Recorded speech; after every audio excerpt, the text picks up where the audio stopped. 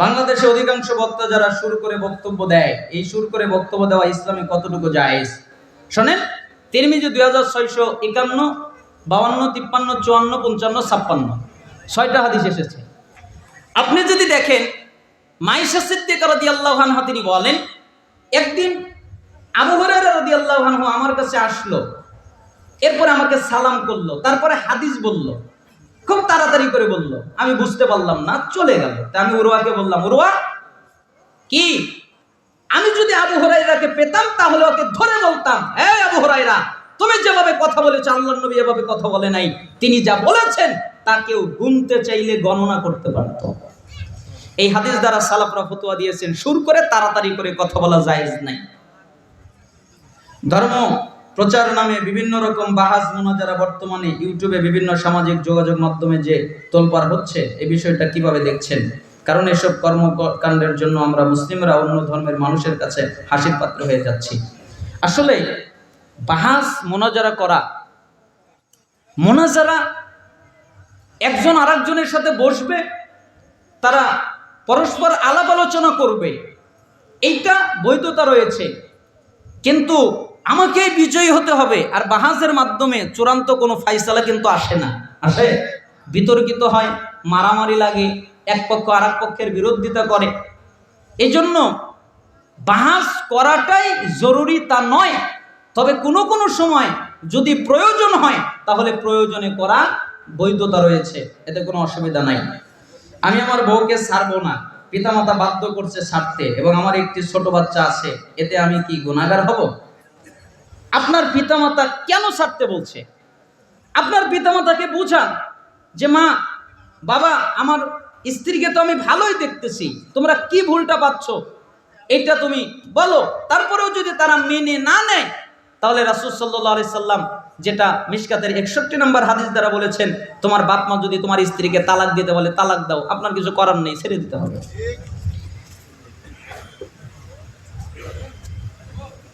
স্বামী যদি পরকীয়া করে তাহলে স্ত্রীর করণীয় কি? স্ত্রী স্বামীকে বোঝাবে, দিন বোঝাবে, ইসলাম বোঝাবে, সঠিকটা বোঝাবে, পরকীয়া কি বোঝাবে, এবং স্বামীকে যথেষ্ট আদর করার চেষ্টা করবে। তাহলে আশা করা যায় স্বামী আর অন্য পথে পা বাড়াবে না। জন্ম নিয়ন্ত্রণ পদ্ধতি কি ইসলামে জায়েজ? জন্ম নিয়ন্ত্রণ পদ্ধতি কখনো জায়েজ হয়, আবার কখনো হারাম হয়। হারাম হয় কখন? যখন সে নিয়ত করে আমি আর কোনো সন্তান নিব না, একদম চিরস্থায়ী বন্ধ করে দিলাম, তখন এটা কি হয়ে যায়? হারাম। কিন্তু ডাক্তার বলেছে যে আপনার এখন যদি সন্তান নেন তাহলে আপনি ঝুঁকির মধ্যে পড়বেন, আপনার শরীরের ক্ষতি হতে পারে, আপনার মৃত্যু পর্যন্ত হতে পারে, বিশেষজ্ঞ ডাক্তার বলেছে। এই কারণে জন্ম নিয়ন্ত্রণ করা জায়েজ রয়েছে। অথবা একটা সন্তান হয়েছে, সন্তান দুধ পান করতেছে, সন্তানের হকটা যেন নষ্ট না হয় আর এক সন্তান এসে, এই জন্য এই পরিমাণ পর্যন্ত গ্যাপ দেওয়া বৈধতা রয়েছে। তাছাড়া জন্ম নিয়ন্ত্রণ পদ্ধতি জায়েজ নয়। স্ত্রীর অনুমতি ছাড়া স্বামী কি বিবাহ করতে পারবে? জি। বিয়ে করার জন্য স্ত্রীর অনুমতি লাগে না, কেন? স্ত্রীর অনুমতি জীবনে দেবেও না, তাই স্ত্রীর অনুমতি নেওয়ার বিধান আল্লাহর রাসূল দেয়ও নাই। আচ্ছা বলেন তো, কোন স্ত্রী বলবে যে তুমি আরেকটা বিয়ে করো? আমাকেও যদি বলেন, আমার স্ত্রী বলবে এটা সম্ভব? আমি মাঝে মধ্যে বলি যে ইসলামে 4টে বিয়ে করা জায়েজ, স্ত্রী কি বলে? ভাগ দিতে রাজি না। তা আপনার স্ত্রী ভাগ দেবে? কিন্তু আপনি যদি বিয়ে করেন, আল্লাহ যদি আপনাকে সেই সামর্থ্য দেয়, আপনি যদি ইনসাফ করতে পারেন, তাহলে বিয়ে করতে পারেন, স্ত্রীর অনুমতি লাগবে না। বর্তমানে প্রেক্ষাপটে আমরা কোন দলকে সাপোর্ট করব? অবশ্যই কোরআন এবং সুন্নাহ যারা মেনে চলে তাদেরকে সাপোর্ট করবেন। যারা সালাত আদায় করে না তারা কি কাফের? প্রমাণ তো হয়ে গেল। ইসলামী রাজনীতি কেমন হওয়া উচিত? ইসলামী রাজনীতি ওই রকম হওয়া উচিত যেরকম কোরআনে আছে, যেরকম সুন্নাতে আছে। কোরআন আর সুন্নাতে গণতন্ত্র নাই। কোরআন সুন্নায় কি নাই? গণতন্ত্র নাই। কোরআনে যেরকম রাজনীতি আছে, কোরআনে সুন্নায় যেরকম রাজনীতি আছে, আল্লাহর নবী যেরকম রাজনীতি করেছেন, সাহাবীরা যেরকম রাজনীতি করেছেন, সেটা হলো আগে মানুষের মধ্যে তাওহীদ প্রতিষ্ঠা করা। যখন মানুষ মানুষের মধ্যে তাওহীদ প্রতিষ্ঠা করবে, তখন আল্লাহ অবশ্যই তাদেরকে নেতা দান করবে। এই ওয়াদা কার? আল্লাহর। আপনি তাওহীদের দাওয়াত দেন, মানুষের ভিতরে তাওহীদ প্রচার করেন, কিন্তু যতক্ষণ পর্যন্ত তাওহীদ প্রচার করতে না পারবেন ততক্ষণ পর্যন্ত ক্ষমতায় গিয়েও লাভ হবে না। যদি লাভ হতোই, আল্লাহর নবীকে এসে বললেন, এ মুহাম্মদ, জি তোমার সাথে আমরা ঐক্য করব। কি ঐক্য? তুমি যা চাও, নেতা হতে চাচ্ছ তো, আচ্ছা যাও, তোমাকে নেতা বানিয়ে দিব। তুমি সম্পত্তি চাও তো, আমরা যতটুকু সম্পত্তি পারি সংগ্রহ করে তোমাকে দিয়ে দিব। তুমি যদি মদিনার কোনো, মক্কার কোনো সুন্দরী নারীকে বিয়ে করতে চাও, তাও তোমার সাথে বিয়ে দিয়ে দিব। খালি একটু আমরা দুজন আমরা ঐক্য করে চলি। আল্লাহ নবী সাল্লাল্লাহু আলাইহি সাল্লাম নাকচ করে দিলেন না? এক হাতে সূর্য তারকা দিলেও সম্ভব নয়। তার মানে আল্লাহ নবী সাল্লাল্লাহু আলাইহি সাল্লাম ঐক্য করলেন না। কেন করলেন না? কারণ তাওহীদ এখনো প্রতিষ্ঠা হয় নাই। ক্ষমতা নিয়ে করবে কি? এই জন্য 11 বছর 10 বছর তিনি তাওহীদের দাওয়াত দিয়েছেন। তাই আপনাকে তাওহীদের দাওয়াত দিতে হবে।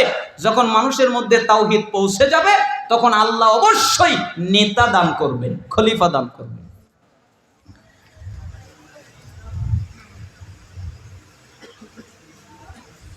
কোন মসজিদে সালাত আদায়ের সময় জোরে আমিন বললে যদি কেউ বাধা দেয়, তাহলে সেই ব্যক্তির করণীয় কি? বুঝাবে, তাকে বলবে যে জোরে আমিনের কথা হাদিসে এসেছে, হাদিস নাম্বার দিয়ে বুঝাবে, সুন্দর ব্যবহার করবে, উত্তম ব্যবহারের মাধ্যমে বুঝাবে। বুঝলে বুঝলো, না বুঝলে বোঝার দরকার নেই, তার মতো সে চলে যাবে। ঝগড়াঝাটি করার, মারামারি করার কোনো অবকাশ নেই। মাসে জোরে বলা যাবে না, মানে জোরেই বলবে।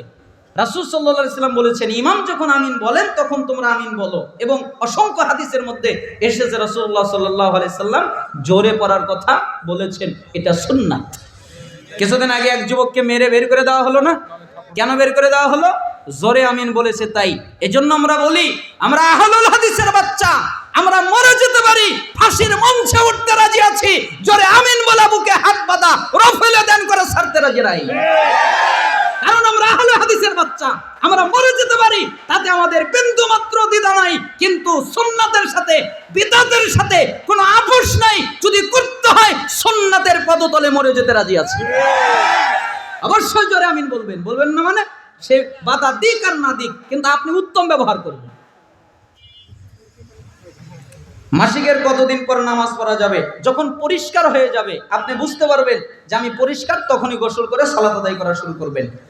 কারো 3 দিনেও পরিষ্কার হয়, 2 দিনেও হয়, 4 দিনেও হয়, 5 দিনেও হয়, 7 দিনেও হয়, 15 দিনেও হয়, 14 দিনেও হয়। 14 দিন হলো সর্বোচ্চ সময়সীমা। এরপর থেকে রক্ত বের হলেও সালাত আদায় করবে। এক সময় ছবি তোলা হারাম ছিল। সে মাওলানা বলতো তারা এখন ইউটিউবে ব্লগ ভিডিও বানায়। ছবি বলতে মূর্তি যেগুলোর পূজা করা হয়। আর ইউটিউবের মাধ্যমে আমরা যেটা দেখি ছায়া, এটা আমরা ইসলামিক আলোচনা এবং ইসলাম আমরা জানতে পারি। এজন্য সালাফরা এইটুকুর অনুমতি দিয়েছেন। ইসলামিক কথাবার্তা বলার জন্য ফেস দেখা, মুখ দেখা, এতে অনুমতি আছে। এবং কি সালাফরা বলেছেন, যদি নবী এখন থাকতেন তাহলে অবশ্যই তিনি এই মিডিয়ার মাধ্যমে দিন প্রচার করতেন। এজন্য এতে কোনো অসুবিধা নেই। কিন্তু যেই ছবিটা আঁকা হয়, সরাসরি আঁকা হয়, কি করা হয়? সরাসরি আঁকা হয়, অথবা মূর্তি বানানো হয়, ওইটা হারাম। এখন তো টাকার মধ্যেও আছে, কি আর করা যায়, সমস্যা অনেক। আল্লাহ সুবহানাহু ওয়া তাআলা আমাদের কবুল করুন। আর ওই এত প্রশ্ন, চেয়ারে নামাজ পড়া যাবে কি? জি, সে যদি অপারগ হয় তাহলে বসতে পারে। একই প্রশ্ন। মসজিদের মাইকে মৃত ব্যক্তির জানাজার নামাজের ঘোষণা দেওয়া যাবে কি? জি না, হারাম, দিতে পারবে না।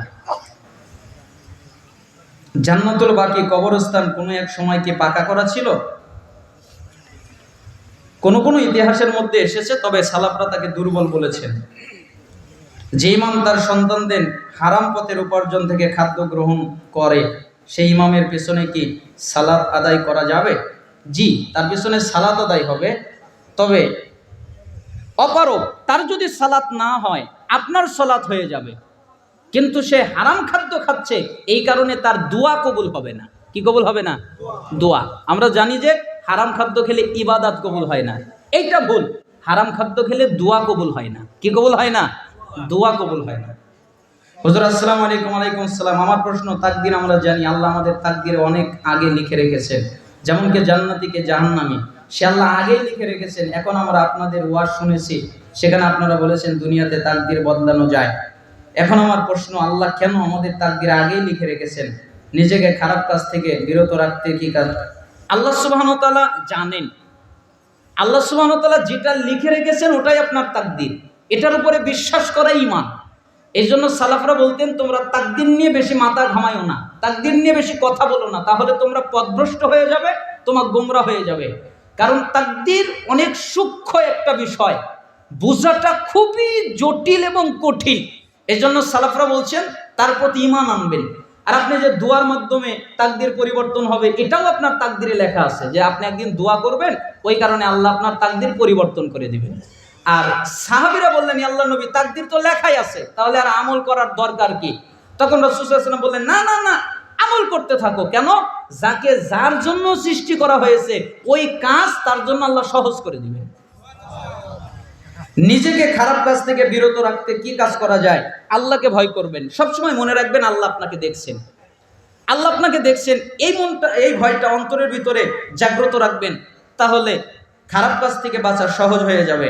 আর খারাপ বন্ধু, তাদের সাথে মেশা চালচলন করবেন না, খারাপ জায়গায় চালচলন করবেন না, সহজ হয়ে যাবে। বেনামাজি বন্ধুদের সাথে কি সম্পর্ক রাখা যাবে? জি না। কিছু ভালো আমল যেটা আপনি নিজে করেন, এমন কিছু আমল আমাদের জানিয়ে যান। জাযাকাল্লাহ খায়র। আমি আর কি আমল করি? আমি অজু করলে 2 রাকাত সালাত আদায় করার চেষ্টা করি। তা আপনাদেরকে ওসিয়ত করছি, অজু করলে 2 রাকাত সালাত আদায় করবেন। আমি যতটুকু পারি কিয়ামুল লাইল আদায় করার চেষ্টা করি। এজন্য আপনাদেরকে বলছি কিয়ামুল লাইল আদায় করবেন। আরো আমল আছে, বলা যায় না, কারণ বললে তাকওয়ার সমস্যা হয়ে যায়। আমি যে আলোচনা করলাম তার ভিতরে অনেক আমল আপনারা জানতে পেরেছেন। আল্লাহ সুবহানাহু ওয়া তাআলা আপনাদের আমল করার তৌফিক দান করুন। যাই হোক, ইউটিউব আপনারা অনেকক্ষণ বসেছিলেন, কষ্ট পেয়েছেন, আমার ক্ষমা সুন্দর দৃষ্টিতে দেখবেন। অনেকগুলো প্রশ্ন এসেছিল, আপনাদের জন্য দোয়া করি। হে আল্লাহ, আমাদের যারা অসুস্থ তাদেরকে শিফায়ে কামেলা আজিলা দান করেন, আমাদের যারা অভাবী অভাব থেকে অব্যাহতি দান করেন, আমাদের যারা ঋণী ঋণ থেকে রক্ষা করেন, আমাদের ভিতরে যে যে মুসিবতে আছে সেই মুসিবত থেকে পানা মঞ্জুর করেন। আল্লাহ, আমাদের মধ্যে যারা ব্যবসা করে ব্যবসায় বারাকা দান করেন, আমাদের মধ্যে চাকরি যারা করে তাদের চাকরির বারাকা দান করেন, আমাদের ভিতরে যারা ছাত্র শিক্ষক তাদের ইলমে বারাকা দান করেন, আমাদের দুনিয়ায় কল্যাণ দান করেন, আমাদেরকে আখিরাতে কল্যাণ দিবেন, আমাদেরকে জাহান্নামের আযাব থেকে রক্ষা করবেন। আল্লাহ, আমাদের জন্য যা যা কল্যাণকর আপনি তা তা দান করেন, আমাদের জন্য যা যা অকল্যাণকর তা থেকে হেফাজত করেন। আল্লাহ, ফিলিস্তিনের মাটিতে মুসলমানদের উপরে নির্যাতিত করা হচ্ছে, তাদেরকে আপনি রক্ষা করেন। তাম পৃথিবীতে মুসলমানরা যেখানে নির্যাতিত হচ্ছে তাদেরকে আপনি রক্ষা করেন। আল্লাহ, আমাদের বাংলাদেশে আপনি ইসলামী রাষ্ট্র কবুল করে নেন। আল্লাহ, আমাদের বাংলাদেশে আমাদেরকে ইসলামী রাষ্ট্রনায়ক দান করেন।